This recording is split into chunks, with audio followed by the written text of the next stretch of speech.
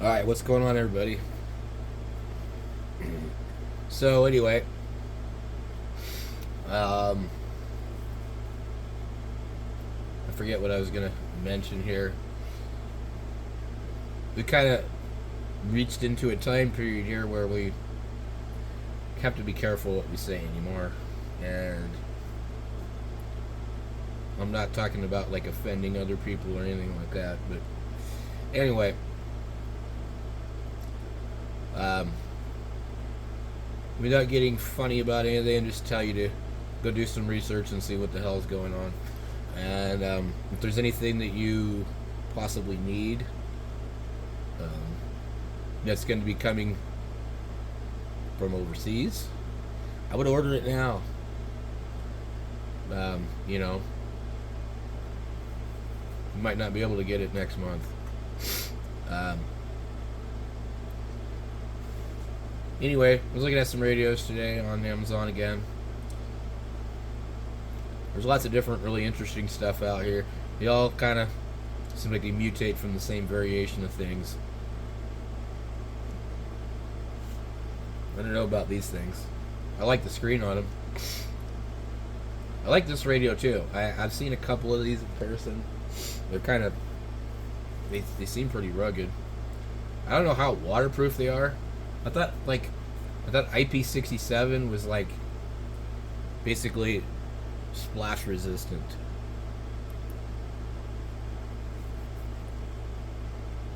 I don't think IP67. What the other radio must have been IP56 or I don't know. So these radios aren't bad. There's different ones though. The UV9 Pro. Uh, there's a bunch of different ones they have that like look like that radio that claim to be waterproof. Um, I've hit this radio here. I wish I could unlock this stupid thing. If any of you guys know, I mean, can you flash the firmware on these? Like, because I can look at the radio and I read what the firmware is, and it's obviously not the same as the firmware on something like this. And but otherwise, the menu system all like looks exactly the same. It's just a different firmware. So if there's a way to flash the firmware on this GC5, that we can unlock it, and what makes the GC5 kind of a nice radio, other than we know it splatters and it's spectrally dirty, is it has these A and B and VFO memory buttons. You don't have that on the Baofeng. It's not on there. And let me pull the antenna off this so I can hold it up here and show you. Okay. So this radio here, in order to, you got to use these buttons to do different functions. And if we look at this, we have, I don't know if we can see it over here. If I set it there. Nope. Okay.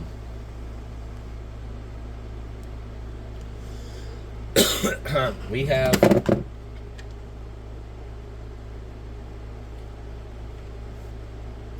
the up and down buttons with the green key. We have a red key instead of blue, but we have an A and B button and then a VFO button. And that makes this a whole lot easier to use. But I'm not a 2-meter 440 power user, and I don't talk on the radio on UHF, VHF anyways. So if I was going to, I would probably be on GMRS. Maybe use it with my kids or something. Let me see what I did with this radio. Okay. Alright. I have the radio here. Let me show you. We'll go ahead and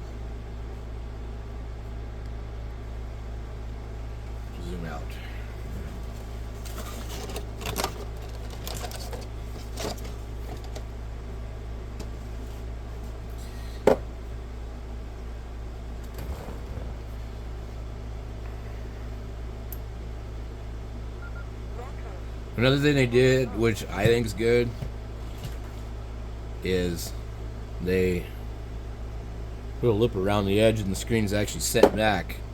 Whereas this is absolutely the opposite.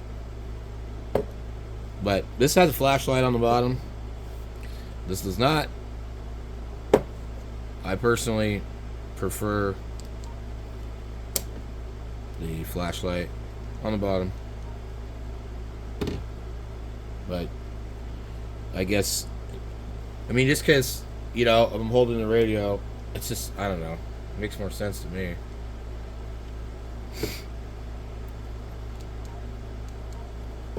So,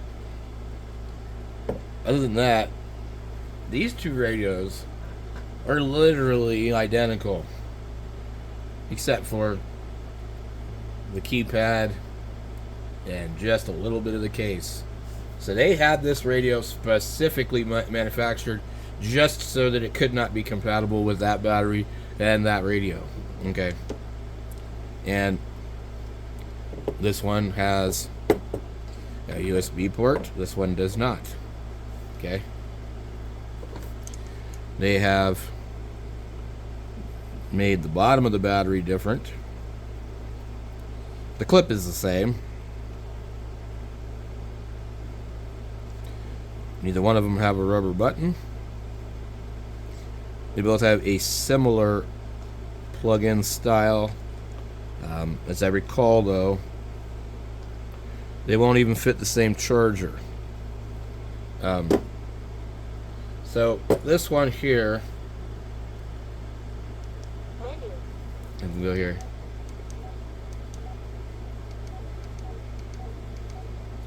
Firmware version is 0.08.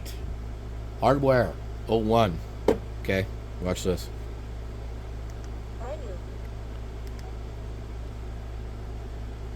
Firmware 1.11. Hardware 01. Same hardware, different firmware. Can we get the firmware off of this and put that on this? We would have a very cool radio that has the VFO memory button and A and B button with a recessed screen that's a little more protected. And they do offer a battery that does have a USB from Radoddity. It is on there.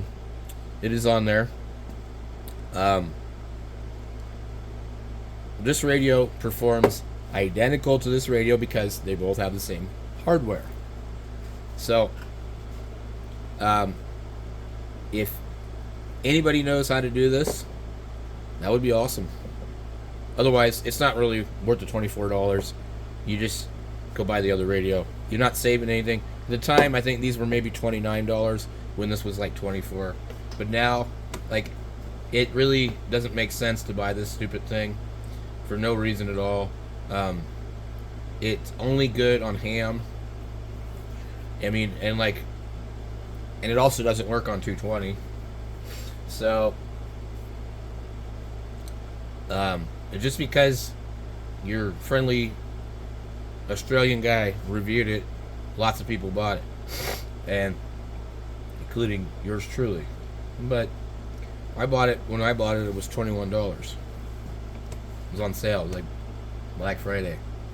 I knew it was a piece of crap, but I bought it. And let's just see what the hubbub is. See if there's a way to hack this thing.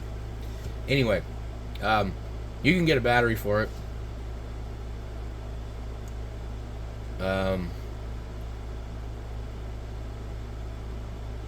I don't know if they show it down here.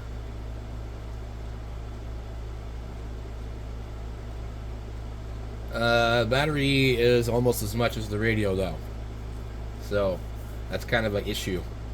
So that's another reason why. Sorry, I'm scrolling through here and you guys can't see. Let me zoom out.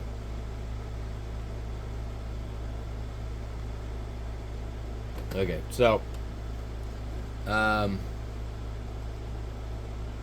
what I wanted to do here is look really quick and to see if anybody has posted like a review saying, "Hey, I figured out how to hack this thing," or something.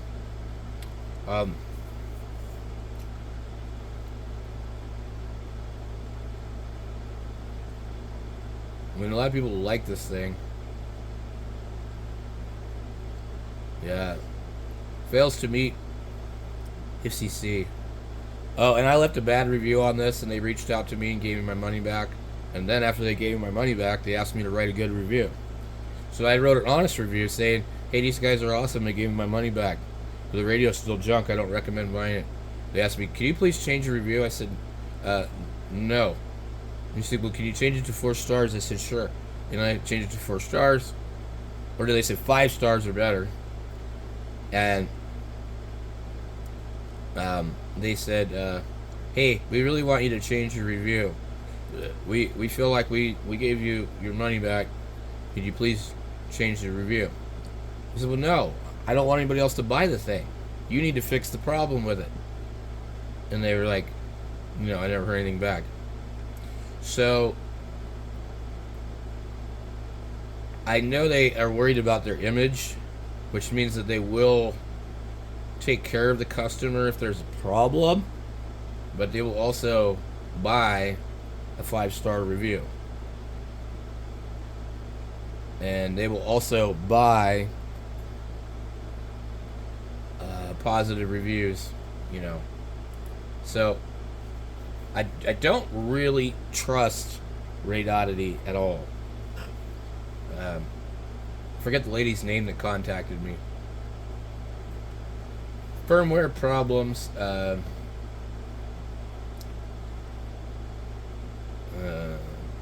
Said hard to save memories, particularly found the firmware defect while the repeater offset could not be properly set.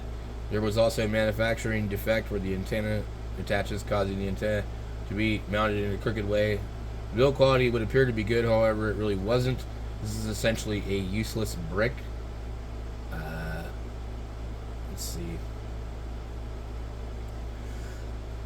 Worst of all, my handhelds. Cons. Can only be charged on a strange cradle. Screen blacks out every few seconds. Much heavier and bulkier. Requires special programming software. No chirp. Will only scan on the AVFO. Scanning is very slow.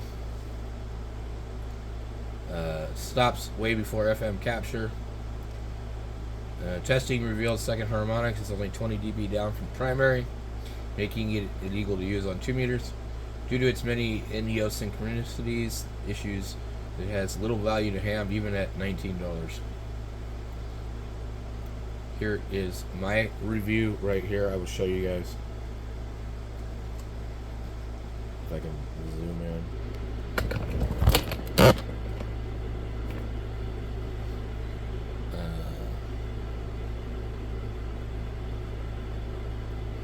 Locked in the firmware splatters. Radioddity refunded me well past the refund period. If you buy this radio by mistake, Radioddity will take care of you no matter what. They reached out to me. Great seller. Terrible radio. 5-star review. And that's what I ended up putting on there for them. Because they just, were so insistent about, you need to give us a 5-star review. So, I did.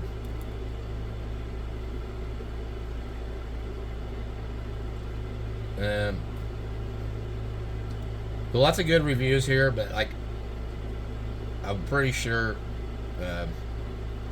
they've paid for them. So anyway,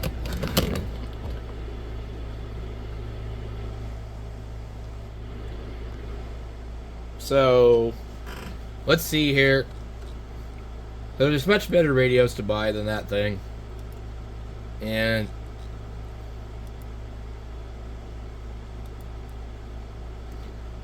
let's look at some other stuff later on, but